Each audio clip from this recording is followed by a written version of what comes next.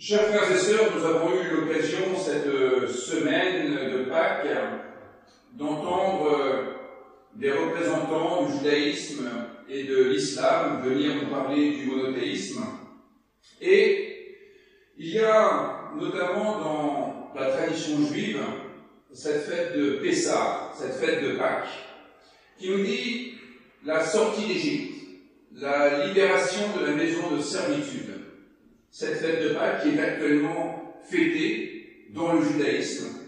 Et cette connexion des agendas est une chose heureuse, car il me semble que l'évangéliste Luc opère cette même conjonction des agendas. Et je vais essayer de vous faire entendre de quelle manière l'évangile de Pâques, tel que nous le présente l'évangéliste Luc, est en fait un commentaire de Pessah, une prédication de cette sortie d'Égypte. Et je vous laisserai du coup le soin de faire votre propre prédication du dimanche de Pâques en appliquant à ce récit les méthodes employées par l'évangéliste Luc lui-même. Pour le dire d'un point de vue très technique, si l'évangile de Luc, à ce moment précis de Pâques, est un commentaire de la sortie d'Égypte, si c'est un commentaire, c'est donc un midrash. Et nous allons aujourd'hui essayer d'entendre le midrash de Pâques. Pessah, Pâques, ça signifie le passage. Nous savons qu'il y a le passage de l'ange exterminateur qui passe d'une maison à l'autre pour vérifier que le sang de l'agneau a bien été posé sur les linteaux de la porte, indiquant par là, comme le disait pendant le Seder de Pâques le rabbin Chaim Cipriani, pour vérifier que les gens de la maison sont désireux de répondre positivement à l'appel à la liberté. Si nous suivons attentivement le récit de l'Exode, il n'est pas dit que Dieu décide de tuer tous les nouveau-nés égyptiens. Le récit dit qu'il s'agira d'entendre que tous les nouveau-nés en terre d'Égypte, qu'ils soient égyptiens ou non, mourront si leur famille ne décide pas de répondre positivement à l'appel à la liberté. Ce qui est passablement différent, vous en conviendrez. Passage. Eh bien, cet évangile de Luc nous parle de 3 passages. Le passage d'un statut à un autre statut. Le passage d'un temps à un autre temps. Le passage d'une vie à une autre vie. Et c'est cela que j'aimerais vous faire entendre ce matin. Tout d'abord, le passage d'un statut à un autre statut. Dans l'évangile selon Luc, ce passage, il est pour les femmes. Messieurs, restez là quand même. Cela pourra vous être utile tout de même. Le premier passage concerne les femmes qui se rendent au tombeau. Ce que dit l'évangéliste, c'est que les femmes ont été les premiers apôtres. Les femmes ont été les premiers témoins de la résurrection. Elles ont été les premières à en parler. Elles sont donc les premiers apôtres. Les premiers prédicateurs, ce sont les femmes. C'est elles qui l'annoncent aux disciples et à tous les autres, nous dit l'évangéliste Luc. Eh bien, voyez-vous, cela constitue un véritable passage. Passage d'un statut à l'autre pour les femmes en général, qui n'ont pas toujours eu voix au chapitre dans les affaires religieuses. Quant à nous, ne faisons pas trop les malins. Il nous aura quand même fallu 19 siècles pour tenir compte de ce passage de l'évangile selon Luc et accepter que des femmes puissent être pasteurs. Donc, restons calmes à l'endroit des autres religions. Les femmes peuvent être ici le symbole des personnes qui sont mal considérées dans la société, des personnes dont la valeur n'est pas correctement reconnue, dont l'égalité avec les autres n'est pas encore acquise. Ici, les femmes sont remises sur le devant de la scène, elles sont remises à leur juste place par l'évangéliste. Elles sont décrites comme des personnes responsables, ce qui, pour certains encore de nos jours, pourrait sembler être un peu inimaginable. Mais il se pourrait même qu'elle soit dotée d'une âme. Que les femmes soient les premiers apôtres n'est pas simplement l'indication qu'elles pourraient avoir des responsabilités religieuses à tous les échelons. Cela indique qu'elles sont autorisées à assumer toute forme de responsabilité dans les différents domaines de la vie. Souvenons-nous que l'histoire de Pâques n'est pas réservée au premier jour de la semaine, le dimanche. C'est là pour éclairer toute la semaine et toutes les semaines. Cela indique qu'elles sont autorisées à assumer toutes sortes de responsabilités, mais comme elles sont symboles, ce ne sont pas simplement les femmes qui sont concernées ici. L'évangéliste indique que le passage d'un statut à l'autre s'effectue pour tous ceux qui sont assignés à des seconds rôles par les sociétés qui ne savent pas reconnaître la véritable valeur des personnes, ou alors par des responsables qui réussissent toujours à se dessaisir un peu du pouvoir qu'ils détiennent. Pâques est un passage. C'est le passage d'un ordre établi. Autrefois, le pharaon incarnant la divinité et qui pouvait imposer sa volonté à tous les membres du peuple vivant sur son territoire.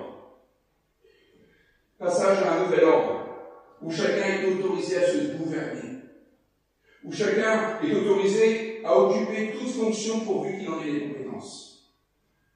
La sortie d'Égypte disait la libération des esclaves du pharaon, qui a été réduit à rien, ce qui était déjà une métaphore de toutes les libérations à venir. Souvenons-nous des Noirs américains qui chantaient la libération d'Égypte au moment où ils se battaient pour acquérir leurs propres droits civiques. Souvenons-nous aussi de la théologie de la libération en Amérique latine, lorsqu'il s'agissait d'essayer d'avoir un autre horizon que les favelas.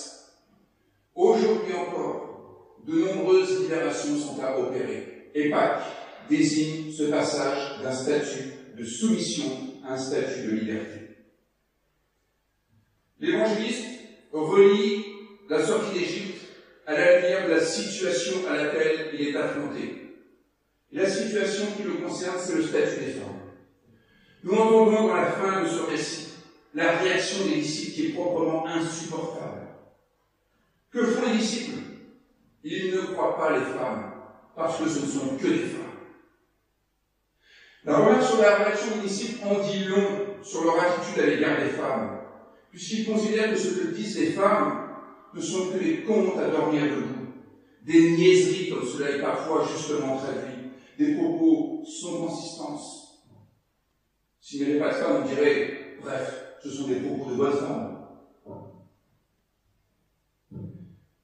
Alors que nous sommes en passe, nous, ici, dans notre pays, de réussir peut-être l'égalité entre les hommes et les femmes, eh bien, il nous appartient de repérer quels sont les autres passages à effectuer de nos jours, pour que nul ne reste enfermé dans un statut qui ne lui convient pas, dans un statut qui n'est pas à la mesure de sa véritable valeur, pour que nul ne soit plus considéré comme un être de seconde zone.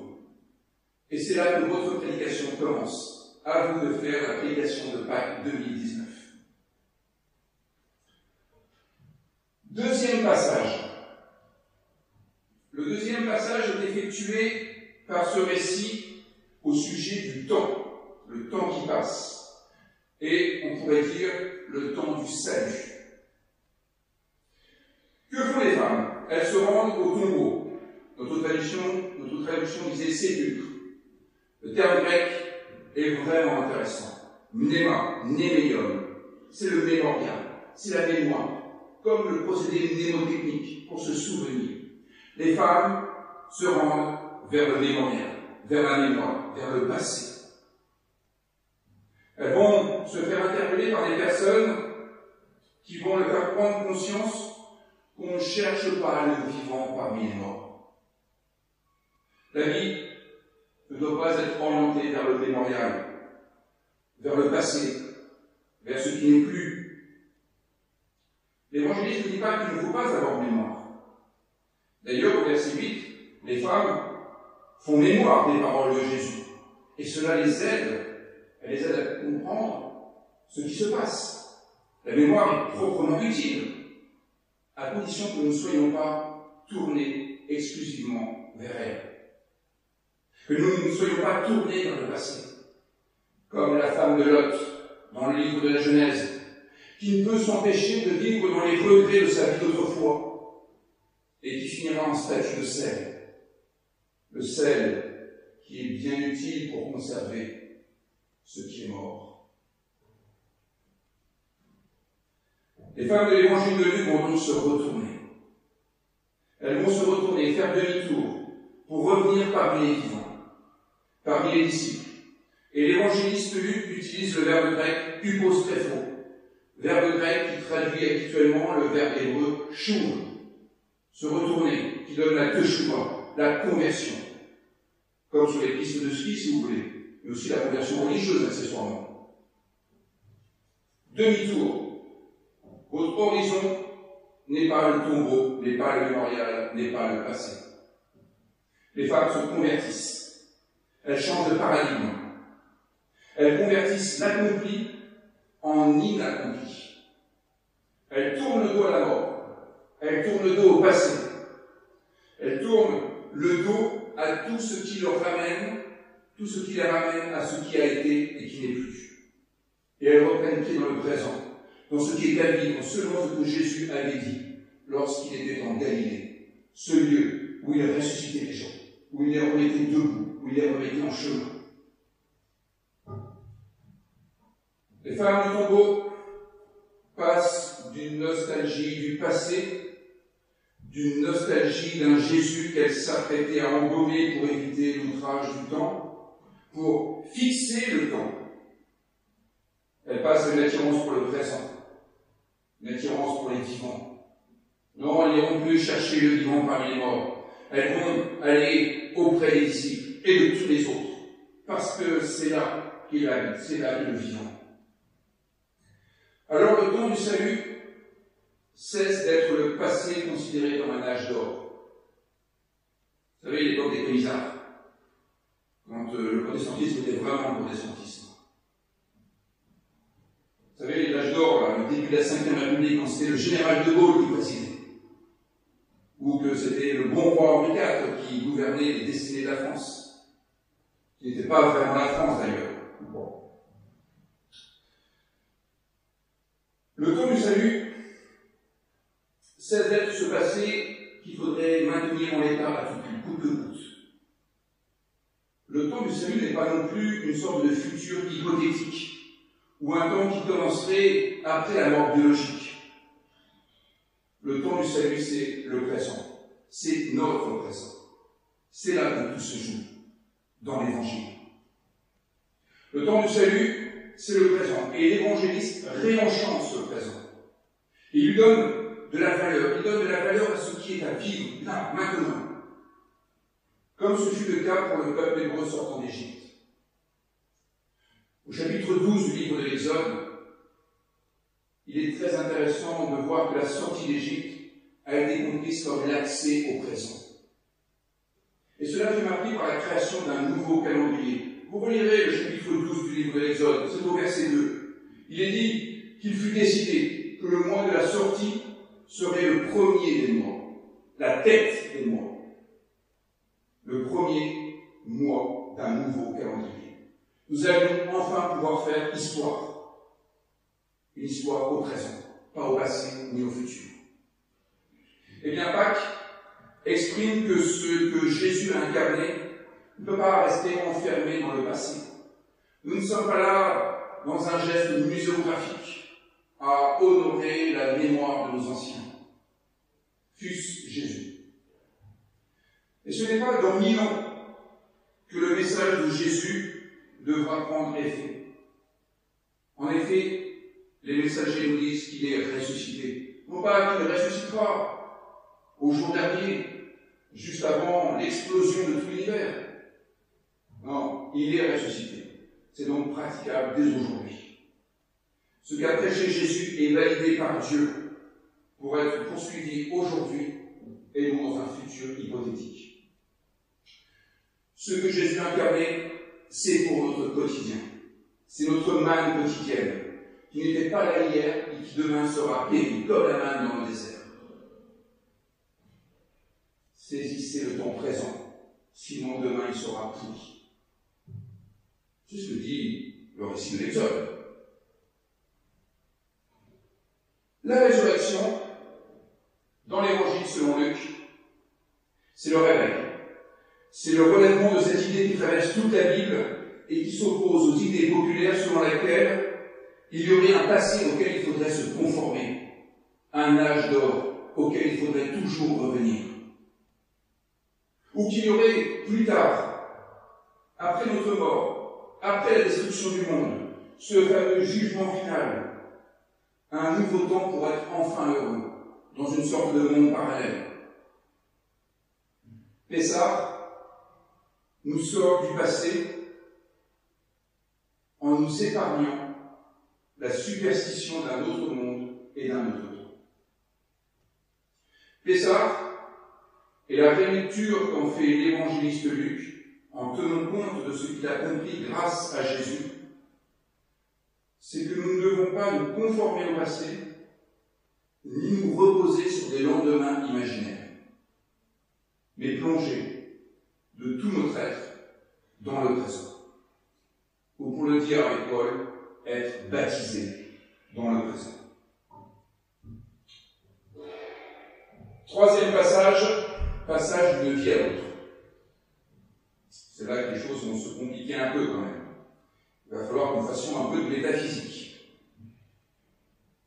Très peu.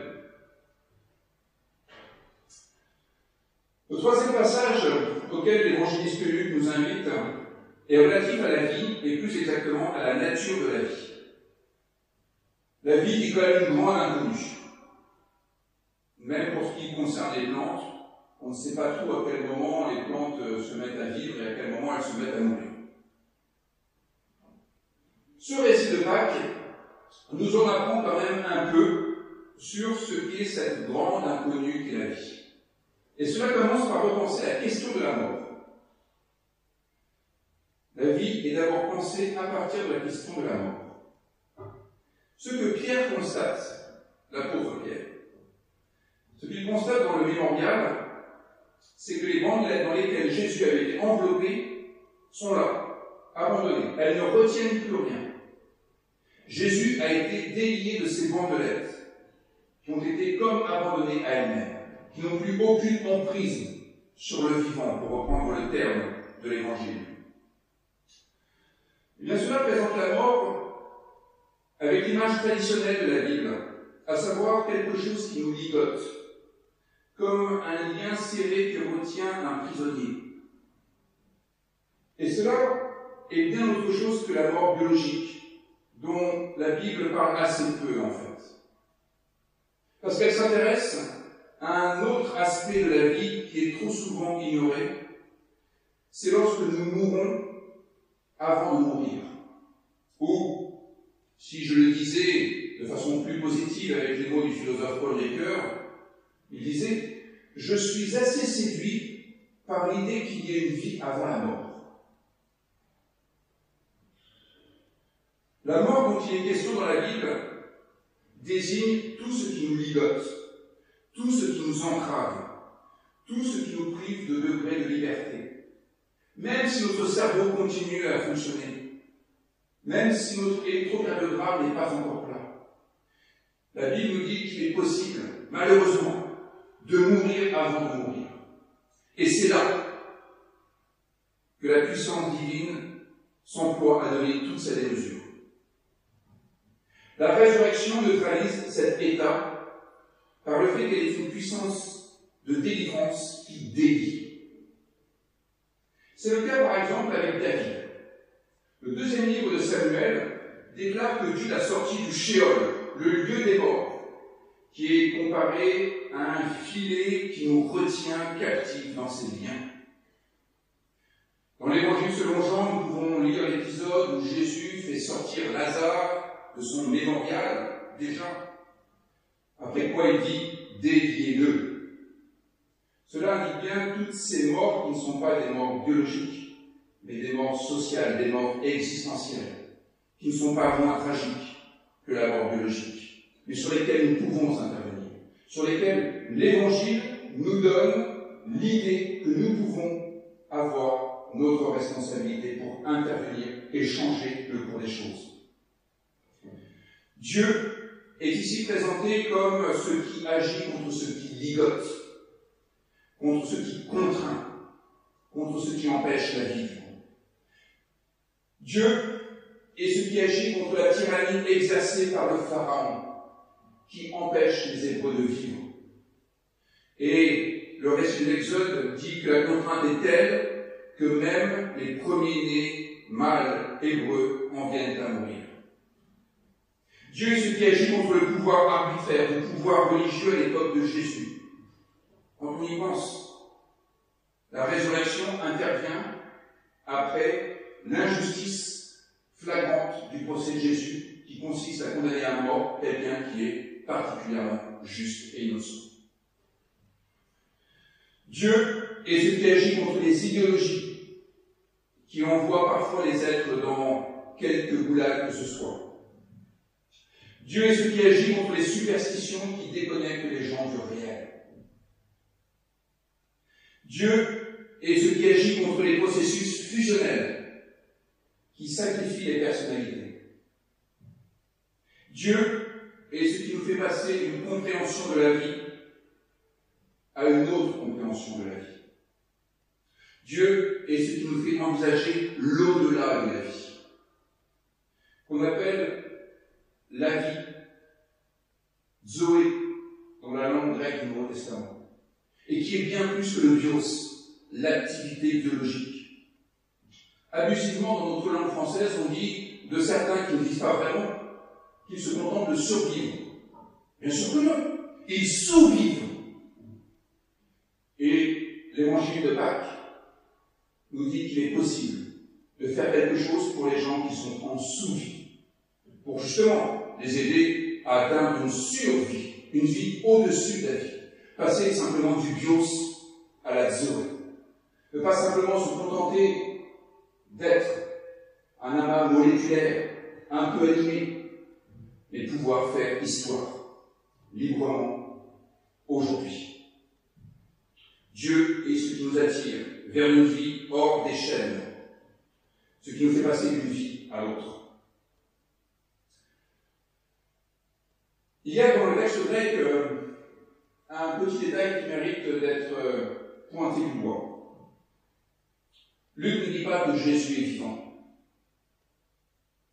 Luc ne nous emmène pas sur l'idée d'une réanimation de Jésus, dont d'ailleurs on ne voit pas bien le corps.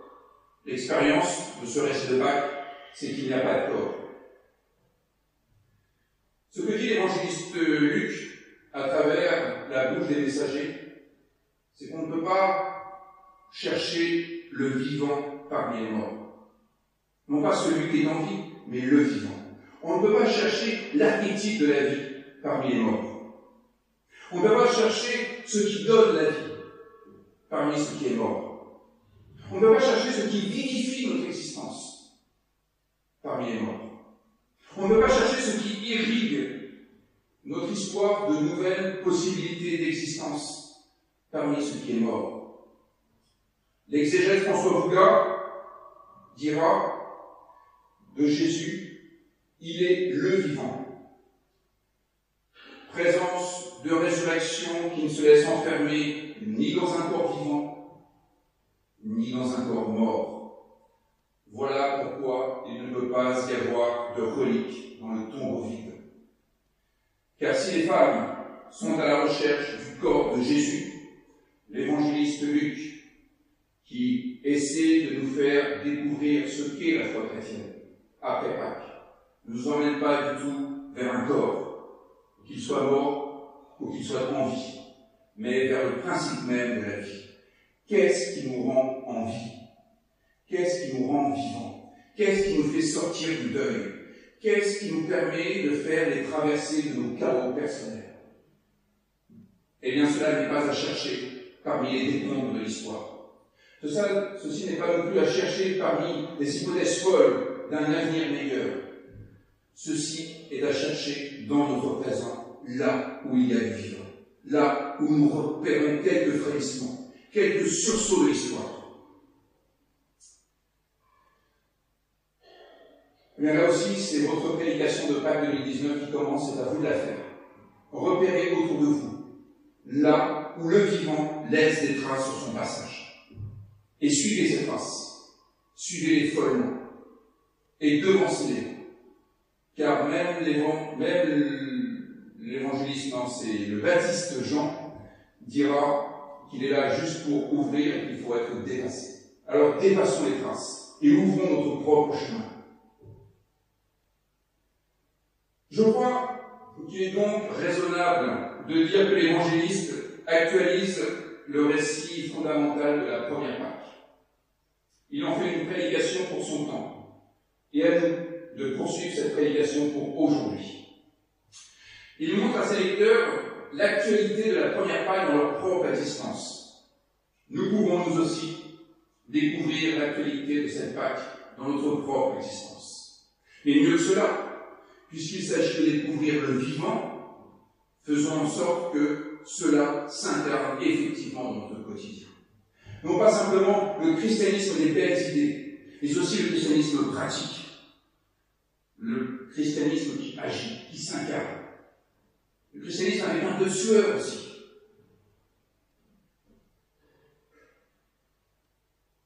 Au fond, si je m'autorisais une sorte de petit jeu de mots, je dirais que l'évangéliste Luc ressuscite Pâques. Dans son évangile, c'est Pâques qui est ressuscité. Le principe même du passage qui est ressuscité. Cela signifie que pour nous aussi, ces passages sont encore possibles. Nous pouvons passer d'un statut de soumis à un statut d'être libre. Nous pouvons passer du passé au présent sans spéculer sur l'avenir. Nous pouvons passer de la sous-vie à la vie en plénitude. Ces trois formes de passage sont à notre disposition. Grâce à Dieu. Amen.